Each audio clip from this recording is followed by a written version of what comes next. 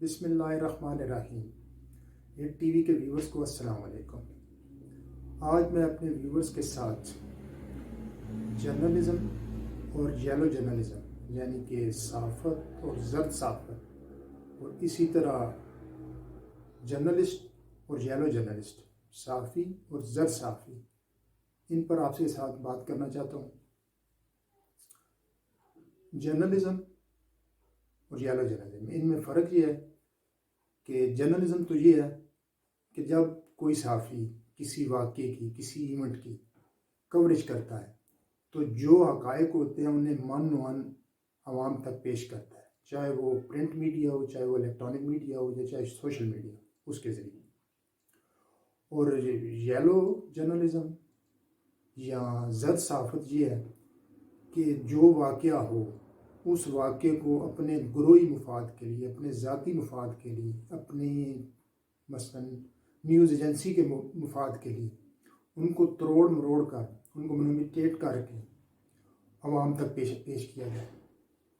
اسی طرح صحیح صحافت کرنے والا جو واقعے کو امان وان بیان کر دے یا عوام میں پیش کر دے، وہ تو ہوتا ہے صحافی۔ اور جو ان واقعات میں تروڑ موڑ کرے، انہیں تبدیل کر کے پیش کرے، وہ ہوتا ہے یلو جرنلسٹ، زرد صحافی۔ یہ ساری بات مجھے بیان کرنے کی ضرورت اس لیے پیش آئی کہ کل پاکستان کے وزیر عمران خان نے سینئر صحافیوں کے ساتھ گفتگو میں صرف فوکس کیا تھا، بلکہ اس گفتگو کا ایجنڈا ہی صرف کرونا وائرس کی تباہ کاریاں، اس کے پھیلاؤ کے روکنے اور اس کے علاج پہ فوکس تھا۔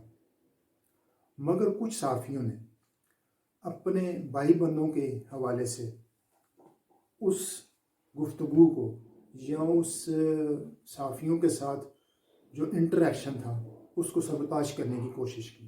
میرے خیال ممکن میں غلط بھی ہوں۔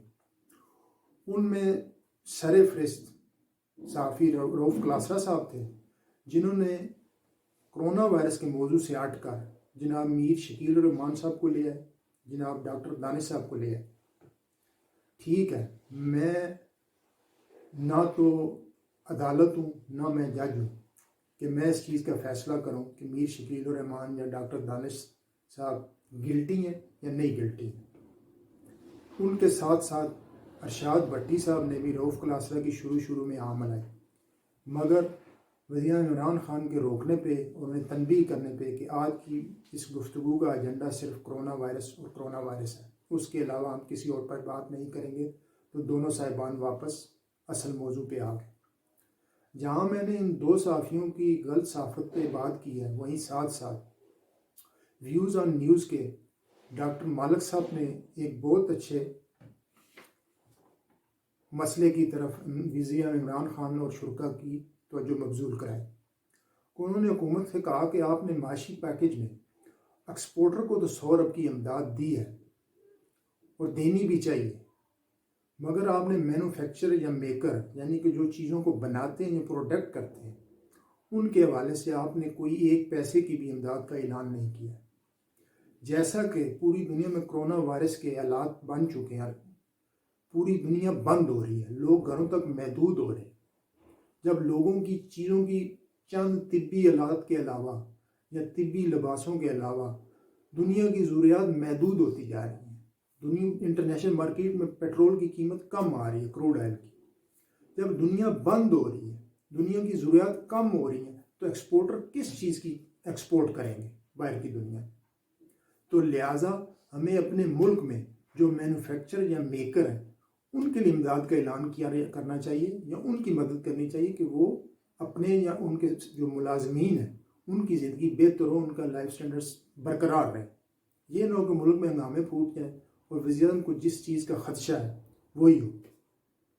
تو لہٰذا ایکسپورٹوں کو امداد دیں، ضرور دیں، مگر ساتھ ہی ساتھ آپ مینوفیکچر اور میکرز جو ہیں چھوٹے تیار کنندہ جو مختلف چیزیں بناتے ہیں، مثلا شوز ہو گئے، پلاسٹک کی چیزیں ہوگی، دس اینڈ دیٹ جو بھی ہے، ان کے حوالے سے بھی گورنمنٹ کو کوئی نہ کوئی پیکیج کا اعلان کرنا چاہیے۔ تو ناظرین، یہ تھے میرے خیالات صحافت اور زرد صحافت کے حوالے سے۔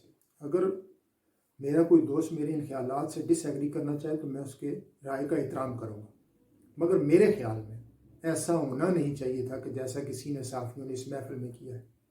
ہو سکتا ہے انہوں نے یہ سوال پلانٹڈ نہ کیے ہوں، نہ کسی کی طرف سے انہیں یہ سوال فیڈ کیے ہوں، مگر یہ موقع نہیں تھا، یہ مناسبت نہیں تھی۔ شکریہ۔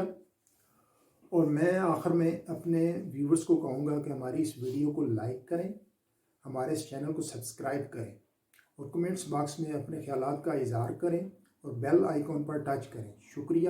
اللہ حافظ۔